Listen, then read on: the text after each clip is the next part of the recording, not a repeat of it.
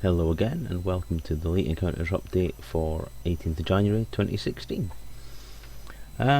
Yeah, hello everybody. Apologies. I'm going to start off again with an apology because I have been a bit lax in my duties this week. I have managed to achieve anything as relates to getting any of the update stuff from last week put online. The video was up, but the PDF and the links on the website are not done. I'm actually not back in the saddle yet, as it were, so I'm not excuse me, fulfilling my duties in that regard, so I do apologise for that. That'll get done at some point this evening. If not this evening, it'll be done Wednesday.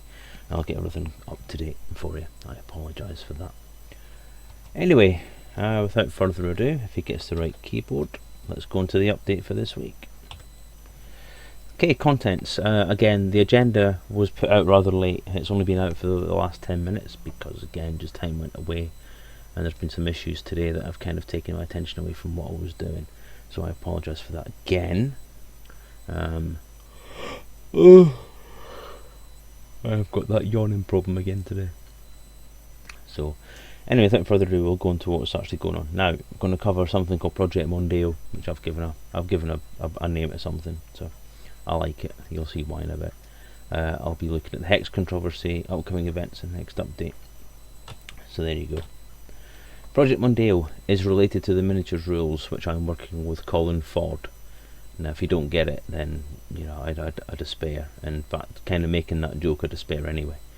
But what I'm hoping to do over the next couple of weeks, I'm not going to cover everything in tonight's update, but I'm going to spread this out over a couple of weeks because there's a lot to cover in it. Basically what we've done is we've fundamentally rewritten the way that the miniatures rules will work. Now,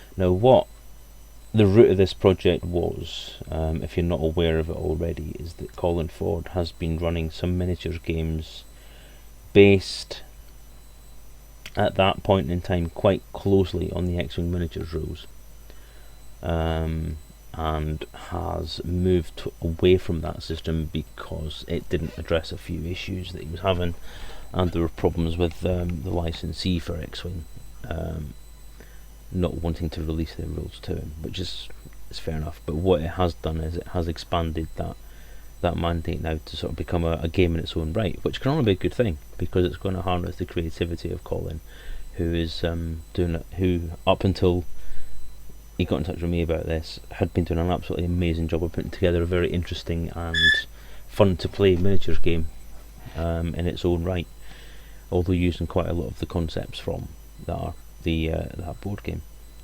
So I'll give you a little bit more history just to fill in a couple of minutes. I did discuss with him before about the possibility of having a collaboration on this, but because he was more focused on the FFG rules at that point, there was quite a lot that we couldn't sort of marry together. And the way that things that I wanted to keep and things that the way I was going with mine meant it would have a very, very different set of rules, a very, very different set of movement templates and movement concepts and so on. So we couldn't really get it. But once Colin started moving away from using those rules, and just before I took my break, I had been looking at some of the miniature stuff myself. And one of the reasons I did take that break was because I had kind of written myself into a corner with the way that the miniatures rules were going. So I think I'm heading for a sore throat. I'll have to apologise for the coughing and the spluttering. And I'd noticed there were a few things that just weren't working with it, and I wanted to sort of rethink it a bit. And this is the sort of the biggest part of the rules that still yet to get done on the RPG, and it needs to be right. It needs to be compatible. It needs to be easy to play, easy to maintain, easy to produce, because obviously the concept for it as laid out in the Kickstarter was that it would be card model based, so that card modelers could have a level of customizability for the game, and that even those just starting out with card modeling would be able to cut out and use their own templates and so on as well.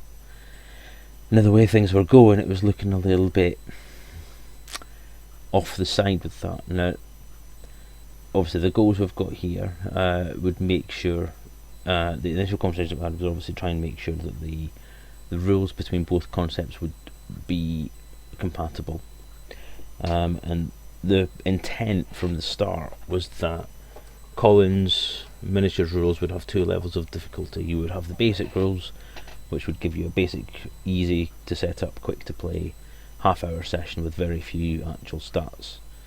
Game you can play in a lunch break or something.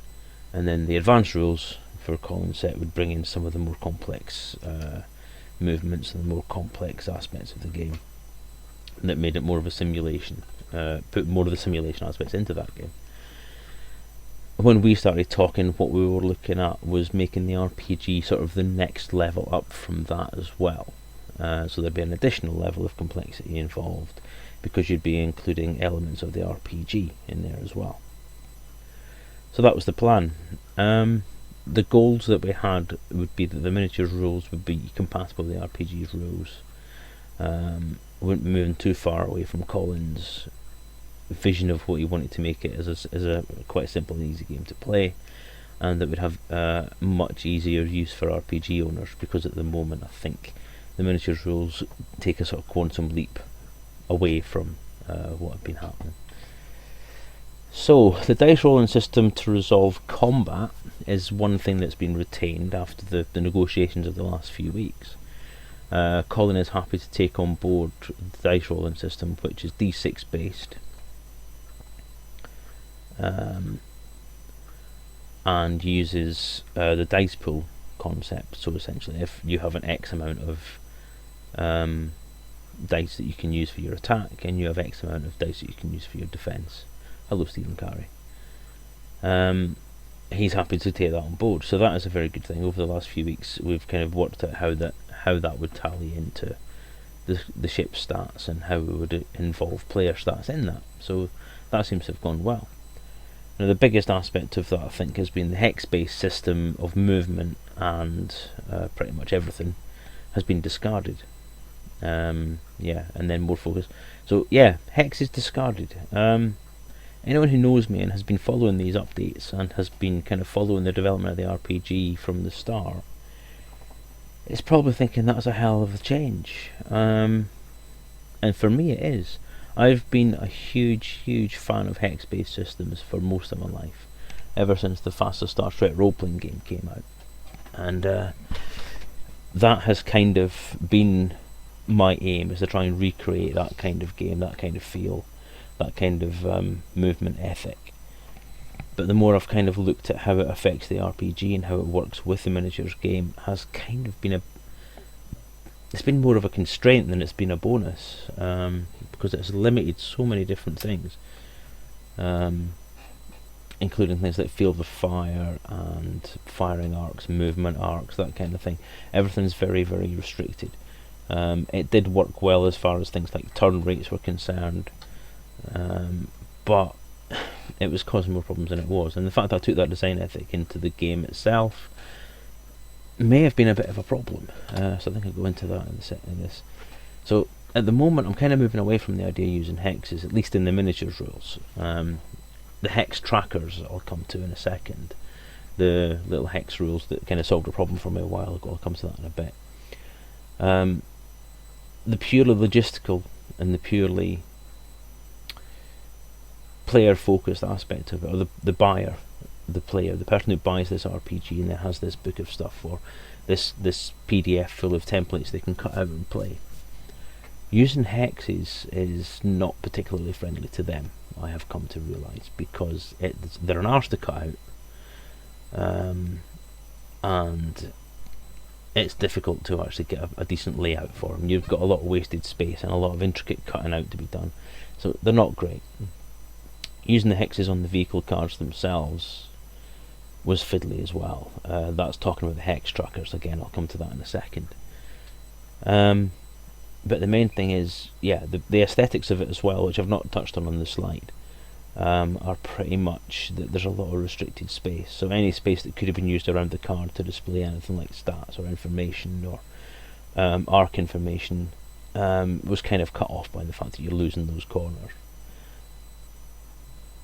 So yeah, it was actually, as I say, causing more problems than it was solving. So we had a look at some of the alternatives. Now obviously round counters are quite popular, but again, they're even more difficult to cut out because you've got to keep to a circle on that, and that's not the easiest thing to do unless you have some kind of ninja skills, or if you make them the same size as a 2p, you put a 2p piece around your counter and then cut around it with a knife. Again, not particularly easy, a bit fiddly. Square counters are easy to cut out, but you know, they're a bit bland. People look at square counters and think, oh dear. And I think, to me, in my head, what has kind of put me off the idea is Starfleet Battles, which was kind of the same kind of idea as the Star Trek role-playing games counter system, but done in a very different, much more intricate and technical way. And I just didn't like him. And I've been against the idea of square counters for a long while. But looking at it from a paper modelling point of view, or a card modelling point of view, or a user having to make his own game point of view, square, easy to cut out. You've only got 4 cuts to make and you've got a counter, whereas with a hexagon you've got 6, and with a circle you've got God knows how many, depending on how you cut the circle out. It's also got the bonus, it is compatible with Colin's existing designs, which gave us a good point of compromise, in that I was prepared for the first time since talking to him to actually discard the hex-based system. A big step for me, but yeah, so I think eventually it got to the point where I agreed with this concept. I was willing to listen to what Colin had to say about it, listen to what he said, and yes, I did agree with it. So we have a proof of concept designed for the counter at the moment. Now these counters, at the resolution you're seeing them on the screen there, would be roughly the same size as the X-Wing miniatures base. So that gives you roughly a scale for that. So a bigger counter, which gives you room for a bigger picture, so a more detailed picture or a more clear picture of your ship counter, and obviously the lovely designs that are on them, as well as, in most cases, given most ship designs, enough space around the corners to give you some idea to put stats on. Now I've not shown you that. I do have a proof of concept with stats on it, but I'm not sure I'm going to go down that way at the moment. One thing I did mean to put on there is that we'll go into this in the next session, but those little ticky marks around the counter are indicative of the firing arcs and movement arcs. But again, on a future update, we'll go into that a bit further, hopefully. If I forget, remind me. But yeah, so that's the concept at the moment. We're looking at having square counters, and we're both quite happy with the way that looks and how it's going to work, and hopefully we should be fine. Obviously, Colin's miniatures idea, he wants to use actual miniatures, which was one of the things that's made us talk about this. Is that we're looking at that there are a number of different things in the way for having 3D models of them, or model kits, or just something that would be a more 3D representation of a ship, which would give you a blank base with the ship on a stand, or whatever way you wanted to do it. So we're looking into that option at the moment, but as far as the RPG is concerned, we'd be looking at this kind of design, so a flat square, with possibly the option of having a cross-section view on a stand, or on a paper model style stand for those who want perhaps a more complicated model to make, and are quite happy to sit and build them, and would like that aesthetic. So again, the square base actually does make that a lot easier as well, so we'll see how that goes. So the next issue was hex trackers. Now the hex tracker system, as you can see there, at the time it did resolve a few problems. I was having some issues trying to work out how to scale the ship points and how to make it interesting, make it easy to understand. And what I've essentially done is, this did resolve a few things in my head, but looking at it as a workable system, it's not very user friendly. It's technically, I think it's quite nice, and it does work, but it takes up a lot of space. It's very fiddly to write stuff in those boxes, and marking off your damage or something on that counter is quite difficult to do. So you're not looking at a lot of space to play with there. And for smaller ships, you're looking at a lot of wasted space, because your smaller ships are going to only have 1 or 2 of the hexes being used, so the rest of them is just dead space.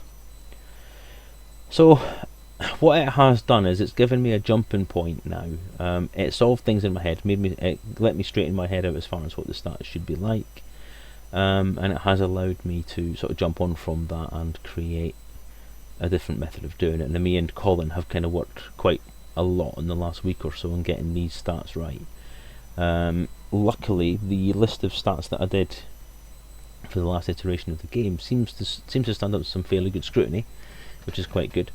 Although me and Colin have worked together to try and add a little bit more range into the point damages and the point availability for it, for movement and hexes and sort of shields and hull and so on. So we can scale it up or down to include very, very small ships like cars or the Imperial Condor, the Imperial Fighter and the Federal Condor, and so on. And basically just use it so it's not wasting space. So every bit of space that's on there is used in both systems. So moving on from that, we came up with the new vehicle card concept. Now, this is one that has gone through about 4 or 5 different iterations at the moment. Now what it has on there is a fair amount of blank space that is used for elements of the RPG and for elements of the board game. That's in Colin's head. So we have enough space there to note tokens. We have options for redistributing power by putting tokens on the card, so they would fit into those boxes next to man speed, shields, and under firepower. We have an available power box which shows you how much power is available, and for the in the sense of this, then we have enough information there to be able to play either the RPG or the miniatures game. So no hex trackers anymore. Everything is a number. So your shield's value would go under the word shield. Your hull value would go next to the word hull, and then you would have a space there to mark that off. Now this may change. This is, as I say, this is a work in progress because this is literally hot off the press. That image there is about 20 minutes old, 25 minutes old, because it was done at about 5.2. And that, yeah, the hull box is probably going to get a little bit bigger looking at it now, with a line to demark the base value from the area where you can work it out. So there's quite a lot of concept things there that you won't be familiar with if you've even looked at or read some of the RPG stuff or seen it played. There's a lot of new stuff on there to deal with. Now what I'm actually kind of doing is, as it says there, the stats minis game are included.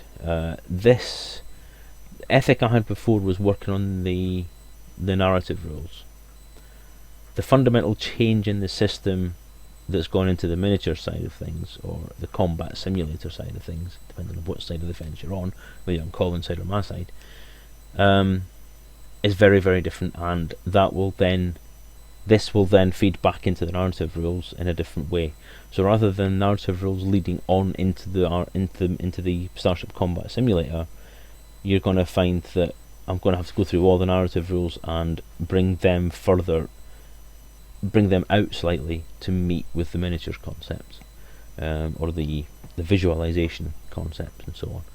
But I'm fairly confident that should work out quite well, because it means that whereas before it was going to be the RPG would be the simple version, and then the miniatures rules, Starship Combat rules would be the more complex expanded version, it's kind of the other way around. The narrative rules will contain the more complex version, and then the Starship Combat Simulator will be the simplified, quick-to-play version, which was the original idea in the first place. And for some reason, in the last few months, I seem to have flipped that idea around, and I'm not entirely sure why. So, yes, I'm going to backtrack that then. And so that will involve a bit of a rewrite into the narrative rules to put that stuff in. There's a much more involved vehicle sheet, that will contain the further information like modules, what exact weapons are on the ship, because all this is represent points for certain systems, whereas you'll be able to buy modules, you'll be able to buy internal compartment equipment and so on in the same way that you could do before, but they will be gathered into a big umbrella category of modules, which sort of harks back to the original Elite, which was modular. So ships were modular construction of the Python, for example, and so on. So yeah, that's that, I think, really. Yeah, as I say, I'll go into more of the other options, or more of the changes and more of the development as far as things like movement and maneuverability are concerned, in the next update, and exactly how shields and hull will work. and that'll hopefully cover some more development, because at the minute this is what the development of the game is getting these miniatures rules down, finished, written and sorted. So there we go. So again, upcoming events, brief summary for that then. We've got Elite Meet in April. I'm still not entirely sure we're going to make that. Just have to see how things go financially and health wise as well, because I may have an operation coming up around about that time as well, which I also forgot about. So if I have an operation, essentially I'm having bariatric surgery, and if I have that around about that point in time, then I won't be able to drive, because I won't be allowed to, so I won't be making it to anywhere. But July is LaveCon, and I'm hoping we'll be there. We are planning to be there, or I am planning to be there. Colin is also hopefully planning to be there as well, and we're hopefully going to team up and have a bit of a joint RPG session. As I say, I'm thinking about doing things a little bit different there as well, and a lot of that difference does run around the miniature side of things. We want to do a bit more of an actual display for you guys, so that more people can get a taste of the RPG than was being done before. Even if you can't get a slot for actually playing a game, then hopefully more people should be able to watch it, if that's your bag. And that's it. I've not changed the date on the update thing, have I? I've changed it on the file, but I've not changed it on this page, so I apologise. That's meant to be Monday the 25th of January, next week UK time. We'll be going through some more changes that are being made, and hopefully catch up with the previous week's work. Okay, and that's it. If you've got any comments or questions, then please let me know either here on the YouTube feed, on Twitch, or Facebook, Natter, Twitter, Daftworks site. Anything you want to say, just let me know what it is, and if it's anything that can be repeated, then I'll include it in next week's broadcast.